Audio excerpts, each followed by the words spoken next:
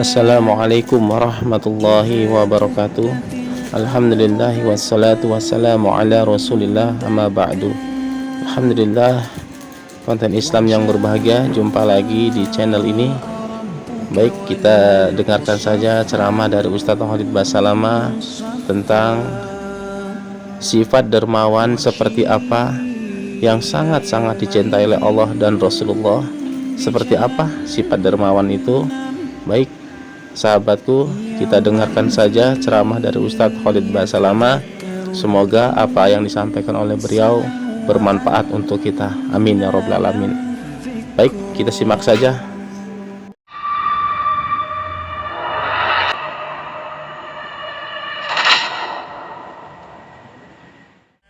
Pelajaran dari poin ini bahwasanya setiap muslim ya diwajibkan bagi dia, bukan lagi pilihan, diwajibkan bagi dia untuk menanamkan sifat dermawan, royal, suka bersedekah. Jangan pernah lewati satupun orang miskin kecuali bapak ibu kasih. Jangan pernah ada lewat kotak amal kecuali kita berusaha menyumbang. Jangan pernah ada kesempatan ini, misalnya bersedekah buat keluarga, buat orang tua, siapa saja, jangan luputkan. Ada permintaan sumbangan, terjadi bencana di satu wilayah misalnya, diminta kumpulan dana, kita selalu hadir di situ. Karena setiap kali Nabi SAW memotivasi para sahabat untuk bersedekah, tidak ada satupun di antara mereka yang tidak ikut, kecuali orang-orang munafik. Ya, kalau orang-orang munafik itu hadir di majelis Nabi SAW memang sengaja mencari-cari masalah. Waktu Nabi SAW kumandankan, ayo jihad, kita mau ke Tabuk, kumpulin semua harta. Tabuk jauh dari Madinah. Maka para sahabat berlomba-lomba membawa harta. Ada satu sahabat saking senangnya dia bisa bersedekah untuk jihadnya Nabi SAW, dia bawa satu kain besar berisi seluruh potongan emas dan perak yang dia miliki. Berat sekali, diangkat, jatuh, turun di tanah, diangkat lagi, begitu sampai di hadapan Nabi SAW. Begitu dia kasih, ya Rasulullah, ini untuk Allah dan Rasulnya. Apa yang terjadi? Orang-orang munafik hadir situ mengatakan riya. Mereka menyebarkan isu orang ini riya, padahal mereka sendiri tidak menyumbang walaupun 1 dirham, hanya mencari masalah saja. Padahal orang ini keluar ya membawa untuk Allah dan Rasulnya. Tidak selamanya sedekah di depan umum itu riya. Sekarang kalau kotak amal begini jalan di depan kita di masjid, sudah di Indonesia jadi tradisi hari Jumat misalnya kotak amal jalan, atau majelis taklim kadang-kadang kotak amalnya, maka kita di depan orang sedekah. Masa itu riya? Kan tidak mungkin harus semua dipatok dengan riya. Sekarang azan dikumandangkan, kita ke masjid, masa ke masjid riya? Hadir majelis ilmu begini kan rame-rame, orang saling tahu, oh si fulan juga hadir, atau diajak temannya, masa itu langsung divonis riya? Kan tidak boleh gitu kan. Kecuali dia dasarnya niat riya, itu lain antara dia sama Allah SWT, tapi secara zahir tidak. Jadi jangan sampai Bapak Ibu sekalian khawatir melakukan sebuah ibadah yang memang harus dikerjakan pada saat itu, syaitan bisikin kalau kau lakukan riya. Justru ulama mengatakan lari dari meninggalkan sebuah ibadah ya karena khawatir riya, itu riya, itu sendiri riya, nggak boleh sama sekali. Seperti itulah. Kemudian datang seorang sahabat Nabi yang lain, miskin sekali, nggak punya apa-apa. Dia cuma bawa satu wadah kecil, cuma ada berapa butir kurma, 3 atau 4 butir kurma. Dia cuma punya itu. Dia datang, ya Rasulullah, saya punya ini, saya sumbang. Apa kata orang-orang munafik di majelis Nabi SAW? Mau diapakan berapa butir kurma? Dia cari masalah, padahal dia sendiri 1 butir kurma pun tidak nyumbang. Gitu kan? Nah ini teman-teman sekalian, diambil pelajaran bagaimana seseorang atau para sahabat berusaha menghilangkan sifat kikir mereka dan menyumbang apa saja maksimal. Mulai sekarang, saya tidak mau bicara masa lalu Bapak Ibu sekalian, tapi sekarang ke depan harus diubah. Setiap lewat ada orang miskin, usahakan berhenti, kasih apa saja, kecuali kita nggak punya sama sekali. Punya 1.000 rupiah kah, 2.000 rupiah kah, sepotong roti kah, segelas minuman mineral kah, kasih aja, sedekah. Jangan pernah lewatkan itu. Karena Nabi SAW pernah mendapatkan berkarung-karung harta, banyak, kurma, ya keranjang-keranjang. Biasanya mereka kalau habis panen, para sahabat membawa ke masjid, disedekah atau diberikan kepada Nabi SAW, ya Rasulullah ini ya. Terserah Nabi SAW mau sedekahkan. Tentu ini bukan sedekah sahabat kepada Nabi ya, karena Nabi Muhammad SAW tidak boleh terima sedekah. Kita kalau hidup di zaman itu Nabi SAW tidak akan terima kalau kita mengatakan, ya Rasulullah ini sedekah buat anda. Karena Allah SWT mengharamkan Nabi SAW makan sedekah. Tapi kalau kita mengatakan ini hadiah ya Rasulullah, beliau terima. Salah satu ciri Nabi SAW dan disebutkan dalam Taurat dan Injil, Nabi terakhir itu menerima hadiah dan tidak menerima sedekah. Maka ada sahabat-sahabat pada saat panen mereka mengatakan, ya Rasulullah ini hadiah dari kami. Terserah Nabi. Nabi mau makan buat sama keluarganya atau beliau sedekahkan. Ternyata pada saat itu banyak sekali orang-orang miskin datang di hari-hari panen ini. Mereka tahu banyak orang yang membawa kurma ke masjid. Mereka datang lalu mengatakan, ya Rasulullah kami susah. Nabi berikan. Dan Nabi ini kalau memberi di jalan Allah luar biasa gitu. Berinya langsung satu keranjang dikasih. Orang bawa pulang gitu. Karena banyak orang yang datang minta, maka habis keranjang-keranjang kurma itu. Nabi sendiri SAW belum makan satu butir pun. Kemudian pada saat itu ada lagi orang yang datang minta. Nabi SAW terlihat dari raut wajah beliau sedih. Kenapa nggak bisa kasih orang ini gitu. Ternyata Umar bin Khattab berkata di sebelahnya sebagai mertua dan sahabatnya, ya Rasulullah, Allah tidak bebankan anda di atas kemampuan anda. Cukup saja tadi sudah banyak sekali anda berikan. Nabi SAW diam, tidak jawab. Kemudian Ali bin Abi Thalib mengorek kantongnya, melihat masih ada 3 dirham, 4 dirham uang, dikeluarkan. Dia mengatakan, ya Rasulullah ini saya punya. Terserah anda, berikan kepada siapapun. Maka raut wajah Nabi SAW berubah menjadi gembira, senyum. Lalu beliau mengatakan, bihadza umirtu. Seperti inilah aku diperintahkan. Maksudnya, jiwa seorang mukmin itu harus selalu semangat ingin memberi. Bahkan kalau tidak bisa memberi merasa sedih. Karena tidak mungkin pergerakan seseorang itu minta sesuatu pada kita, kecuali memang Allah yang menggerakkan dia. Dan Allah menginginkan kita mengambil pahala itu, jangan disia-siakan. Nanti akan menyesal pada hari kiamat. Apalagi di Indonesia, Masya Allah banyak sekali peluang itu. Sering saya bahasakan ini, banyak sekali. Tidak pernah saya pulang atau pergi ke pengajian di hari-hari sepanjang hari yang biasa kami pakai untuk itu. Kecuali pasti saya temukan ada saja. Ada kadang-kadang orang yang sudah sangat tua, bawa ya keranjang, bawa buah. Mungkin saya pikir kalau saya angkat, saya nggak bisa angkat keranjang itu. Tadinya saya pikir cuma mangga di bagian atas, buah besar-besar gitu. Bapak sudah tua, dipikir sama dia. Waktu saya tahan, saya lihat itu mangga bagian atas. Ternyata waktu dibuka di bawahnya tuh banyak buah juga. Itu berat sekali, ya, berat sekali. Mungkin belum tentu orang fitness pun bisa angkat itu, gitu. Ya, karena beratnya. Tapi subhanallah cari rezeki halal, tidak ada yang beli dari dia. Entah kenapa gitu. Mampir beli sekilo, beli sesuatu atau kasih saja uang gitu kan. Walaupun seanjuran ulama dibedakan antara kalau orang menjual dengan orang yang hanya minta, bedain. Kalau orang menjual, kita beli barangnya supaya dia gembira. Walaupun kita lebihkan uang misalnya. Sekilo mangga 50.000, 30.000 misalnya. Baiklah, kita kasih 50.000, nggak usah Pak kembaliannya misalnya. Itu bagus, gitu. Kita beli supaya dia gembira, memberikan juga semangat buat. Tapi kalau dia minta, kasih saja. Jangan lagi dinilai apakah orang ini kuat, mungkin bohong, mungkin segala macam. Bukan tugas kita menilai. Tugasnya Allah Subhanahu wa taala. Tugas kita eksekusi pada saat itu. Semua dibalas sesuai dengan niatnya. Innamal a'malu binniyat. Niat kita bersedekah Allah kasih, niat dia menipu ya sudah. Gitu kan? Saya pernah melihat itu ada waktu saya lewat di salah satu jalan di Jakarta Selatan mau menuju ke pengajian. Tidak sengaja saya lewat di sebelah kali, seperti kali begitu. Ada kayak kaki palsu. Ya. Sebenarnya kaki itu biasa dipakai mungkin menipu orang untuk minta-minta. Tapi itu bukan tugas kita mencari itu. Tidak usah kita cari tahu. Kecuali depan mata kita tahu dia penipu, pemabuk, nah itu baru kita tolak. Tapi kalau tidak, berikan. Saya sudah sering ucapkan, Abdullah bin Umar radhiyallahu anhu bersedekah setiap hari untuk menghilangkan tidak adanya sifat kikir dalam diri ini, walaupun hanya dengan sebutir bawang. Aisyah radhiyallahu anha sibuk dengan bersedekah, gitu kan, setiap harinya. Dan begitu juga dengan sahabat-sahabat Nabi yang lain. Utsman bin Affan kalau bersedekah setiap hari itu, kalau kita hitung ratusan juta, bisa miliaran setiap hari. Dan tidak pernah hartanya habis.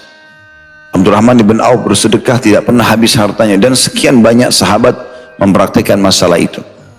Ada judul ceramah kami di YouTube khusus masalah itu, judulnya Keajaiban Sedekah. Panjang lebar mungkin 2 jam, 2 jam setengah membahas tentang masalah keutamaan tersebut. Intinya teman-teman, dalam bahasan hadis kita ini, Nabi SAW mempertemukan mengatakan tidak akan pernah bersatu dalam jiwa seorang mukmin antara kekikiran dengan keimanannya. Nah, ini berarti kikir ini luar biasa bahayanya. Berarti akan mengganggu keimanan dia. Selama bapak ibu masih ada bisikan dalam hati, gak usah kasih, gak usah bantu, mungkin dia bohong, dan itu kita iyakan, itu berarti mengganggu keimanan. Udah kasih saja, gak usah kita perhitungan dalam masalah itu. Itu yang diambil dari hadis ini ya. Hadis yang kedua, hadis nomor 282, Imam Bukhari berkata rahimahullah, Muslim mengabarkan kepada kami, ia berkata, Sadaqah bin Musa, yaitu Abdul Mughirah As-Sulami, mengabarkan kepada kami, ia berkata, Malik bin Dinar mengabarkan kepada kami dari Abdullah bin Ghalib Al-Haddani an Abi Sa'id Al-Khudri radhiyallahu anhu anin Nabi sallallahu alaihi wasallam qala khaslatani la yajtami'ani fi mu'min al-bukhlu wa su'ul khuluq. Dari Abu Sa'id radhiyallahu anhu dari Nabi sallallahu alaihi wasallam beliau bersabda, dua sifat yang tidak akan menyatu pada diri seorang mukmin. Lalu yang pertama Nabi sebutkan dari dua itu kikir. Yang kedua akhlak yang buruk. Nah, kita bisa lihat di sini bagaimana bobotnya kikir itu sampai Nabi SAW mengatakan tidak layak ada pada diri seorang mukmin. Dan di sini Nabi SAW mendahulukan kikir daripada akhlak yang buruk.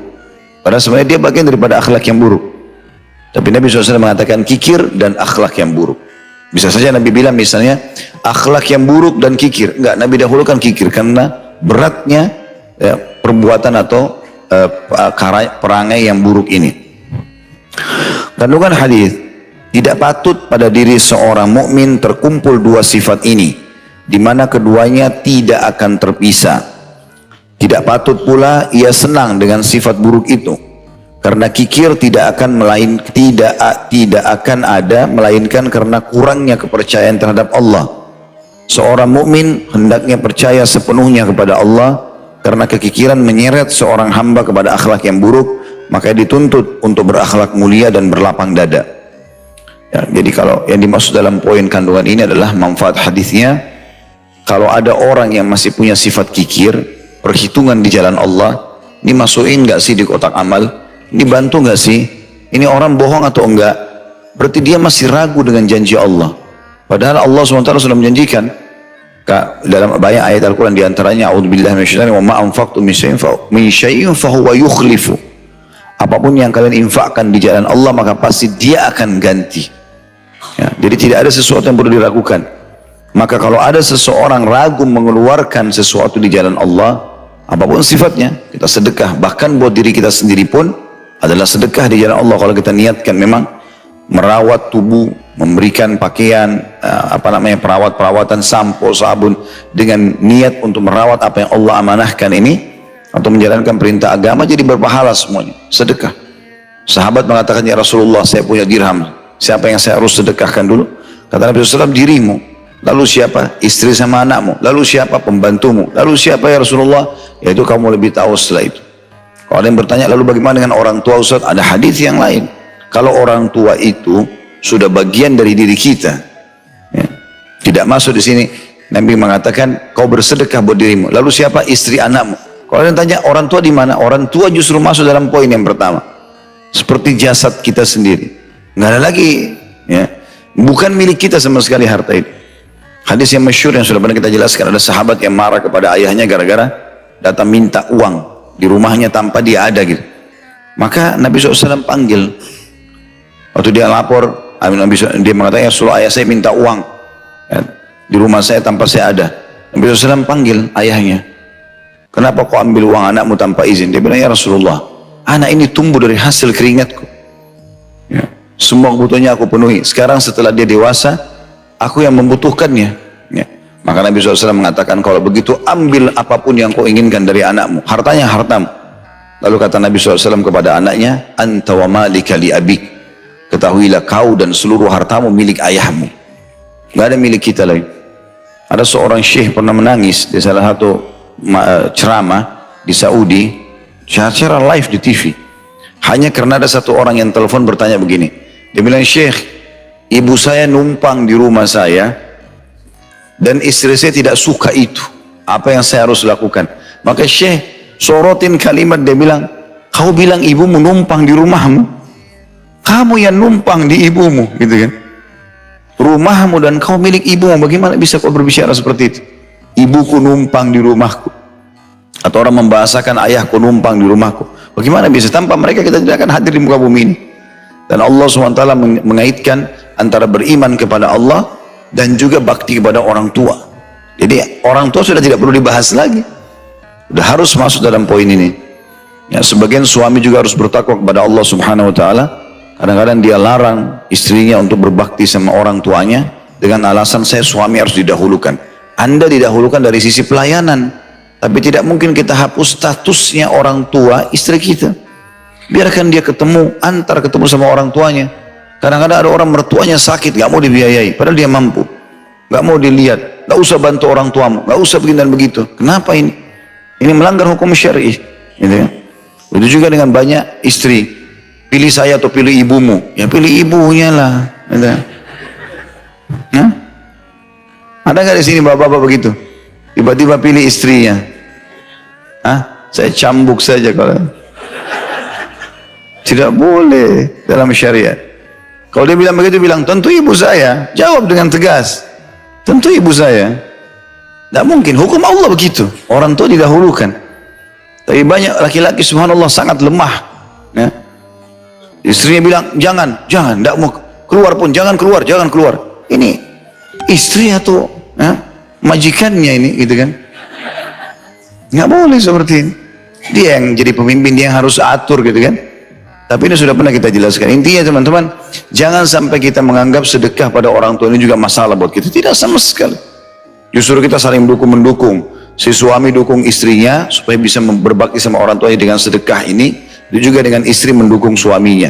Bahkan kalau salah satunya sudah berapa lama tidak silaturahim dengan orang tuanya, ajak.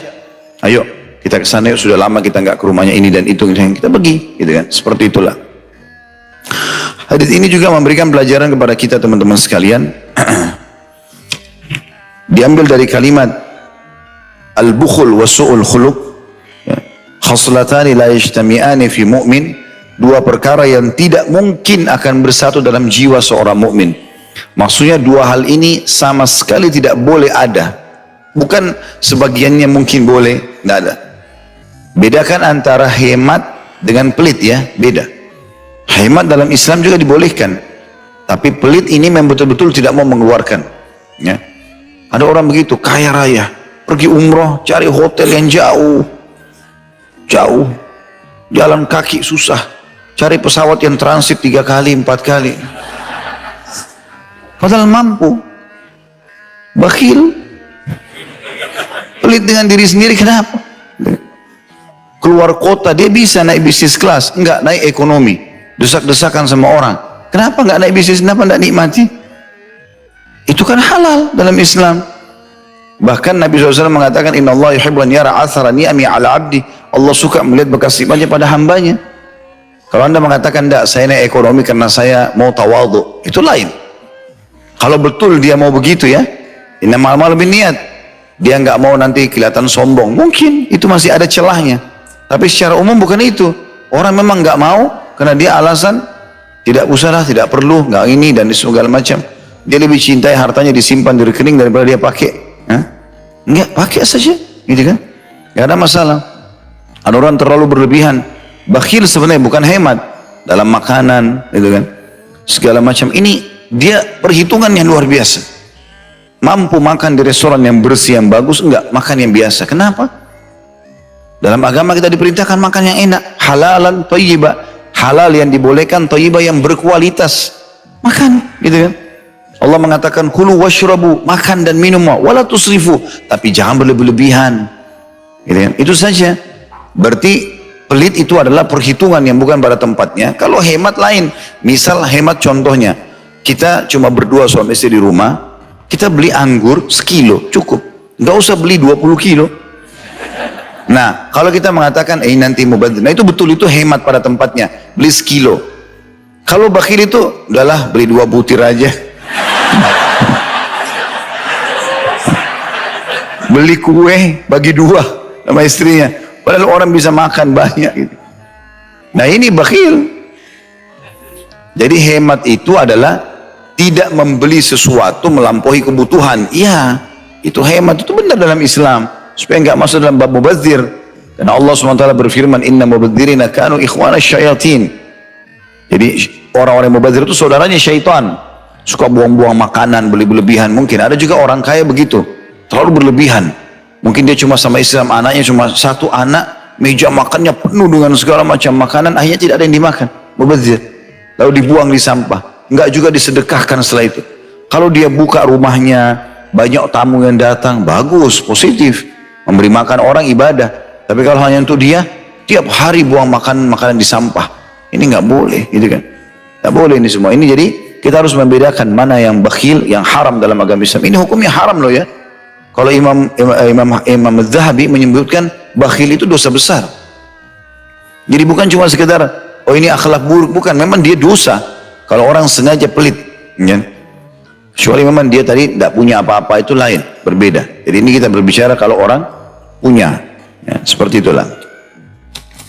Kemudian selanjutnya hadis yang ketiga dalam bab kita, nomor 283, Imam Bukhari berkata rahimahullah, Abu Nuaim mengabarkan kepada kami, ia berkata, Al-A'mash mengabarkan kepada kami dari Malik ibn Harith, an Abdullah bin Rabi'ah qal, كنا جلوسا عند عبد الله فذكروا رجلا فذكروا من خلقه فقال عبد الله أرأيتم لو قطعتم رأسه أكنتم تستطيعون أن تعيده قالوا لا قال فيده قالوا لا قال فرجله قالوا لا قال فإنكم لا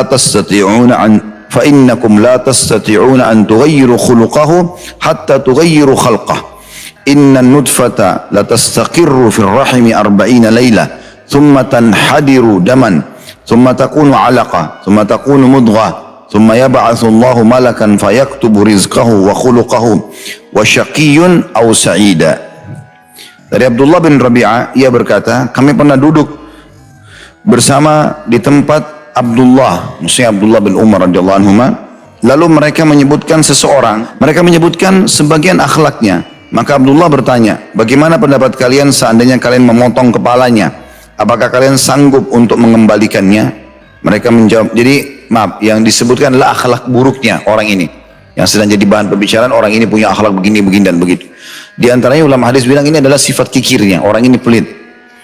Maka Abdullah bin Umar menanggapi cerita itu sambil mengatakan, bagaimana pendapat kalian kalau kalian memenggal kepalanya? Apakah kalian sanggup untuk mengembalikannya? Bisa dipasang kembali? Orang-orang di situ mengatakan tidak. Abdullah bertanya lagi radhiyallahu anhuma, bagaimana kalau tangannya kalian potong? Setelah potong bisa ditempel kembali? Mereka menjawab tidak. Abdullah berkata lagi radhiyallahu anhuma, kalau kakinya? Mereka menjawab tidak. Abdullah radhiyallahu anhu lalu berkata, sungguhnya kalian tidak akan sanggup mengubah akhlaknya hingga kalian mengubah ciptaannya. Sesungguhnya nutfah itu menetap di dalam rahim selama 40 malam, kemudian ia berubah menjadi segumpal darah, kemudian menjadi alaqah. Ya, alaqah itu sesuatu yang melekat kuat di rahim, lalu menjadi mudghah, kemudian Allah mengutus, ya, maksudnya gumpalan daging yang berbentuk manusia, kemudian Allah mengutus satu malaikat untuk menulis rezekinya, akhlaknya, dan celaka ataupun bahagia.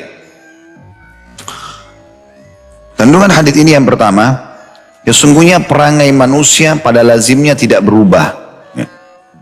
Yang kedua, dalam hadis di atas terdapat peringatan tentang sempurnanya kekuasaan Allah atas hari dikumpulkan dan dibangkitkannya manusia.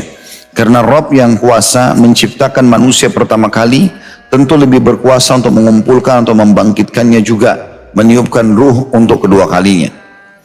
Dan yang ketiga, di dalamnya terdapat pelajaran bagi manusia tentang tahapan dalam semua hal ini, dalam semua hal, dan tidak tergesa-gesa di dalamnya, karena Allah Ta'ala dengan kesempurnaan kekuasaan dan kekuatannya mampu menciptakan makhluknya sekaligus langsung, namun demikian dia menciptakan makhluk-makhluk itu secara bertahap. Saya bicara dulu masalah 3 poin ini, baru kita lebih jauh masuk syarahnya insya Allah. Kalau yang pertama, sungguhnya perangai manusia pada lazimnya tidak berubah. Maksudnya umumnya kalau ada orang memang dasarnya Allah Subhanahu wa Ta'ala sudah tahu orang ini buruk. Jadi kita ini semua yang hadir di sini pun dan seluruh manusia atau makhluk ini, sebelum kita diciptakan, Allah dengan keluasan ilmunya sudah tahu orang ini akan beriman atau kafir nanti, orang ini baik atau tidak. Maka Allah dengan kemahaadilannya membiarkan dia dengan sifatnya itu, perangainya itu. Ya. Kecuali memang dasarnya Allah SWT tahu dia punya sifat baik, maka Allah akan mudahkan dia mendapatkan hidayah. Karena memang dasarnya ada orang-orang subhanallah tidak mau. Kasus Fir'aun misalnya. Dia memang tidak mau beriman, memang tidak mau beriman. Dia tahu Musa benar, tidak mau beriman. Gitu kan? Maka Allah memang sudah catatkan sebelum Fir'aun lahir, itu sudah dicatatkan orang ini akan meninggal dalam keadaan kafir. Sesuai dengan pilihan dia tentunya. Karena Allah ini tidak akan menzalimi hambanya. Ya. Allah itu laisa bidzallamin lil abid, dalam Al-Quran dikatakan Allah tidak akan pernah menzalimi hamba-hambanya. Tapi Allah dengan keluasan ilmunya sudah tahu orang ini nanti kalau saya ciptakan dia akan jadi baik atau jadi buruk. Makna dalam hadis dicatat rezekinya yang sudah Allah tentukan, akhlaknya Allah sudah tahu orang ini nanti akan baik atau tidak, celaka ataupun bahagia dari kasus akhlaknya sendiri. Karena akhlaknya buruk maka dia akan celaka, akhlaknya baik maka dia akan bahagia. Seperti itulah. Jadi jangan difahami di sini Allah menakdirkan itu tanda kutip ya, dengan otoriter misalnya menganggap bahwasanya orang ini terserah Allah mau kafir atau mau beriman, bukan seperti itu. Tapi Allah mengetahui dengan keluasan ilmunya orang ini akan pilih baik atau buruk. Mirip contoh misal hari ini Bapak Ibu hadir di Masjid Nurul Bahar hari Kamis ini. Allah sudah tahu ini sebelum kita diciptakan. Hari ini, detik ini kita akan hadir di sini. Semua pakaian yang kita pakai ini, ya, langkah-langkah tadi yang kita lakukan, kita pakai kendaraan apa, Allah sudah tahu kita akan pilih semua itu. Dan Allah juga tahu ada orang-orang yang memang mungkin tadi niat mau datang terus batal misalnya. Atau ada orang yang tahu pengajian tidak mau hadir, misal contoh. Allah sudah tahu, sudah jadi takdirnya semua. Tapi bukan Allah paksakan. Allah sudah tahu orang ini kalau saya ciptakan akan seperti ini pilihannya. Maka dicatat sebagai takdirnya. Seperti itulah. Bisa difahami ya? Alhamdulillah, jazakallah khairan kepada Ustaz Khalid Bahasalama yang telah menyampaikan ilmunya kepada kami semua. Semoga beliau diberkahi Allah, ilmu yang bermanfaat dan umur yang berkah. Amin ya rabbal alamin. Dan terima kasih juga kepada sahabat konten Islam yang berbahagia telah mau menonton channel ini. Semoga sahabatku bertambah ilmunya. Baik sahabat konten Islam yang berbahagia, insya Allah jumpa lagi nanti di video-video berikutnya yang lebih menarik, insya Allah. Baik, kita tutup. Subhanakallahumma wa bihamdika asyhadu an la ilaha illa anta astaghfiruka wa atubu ilaik.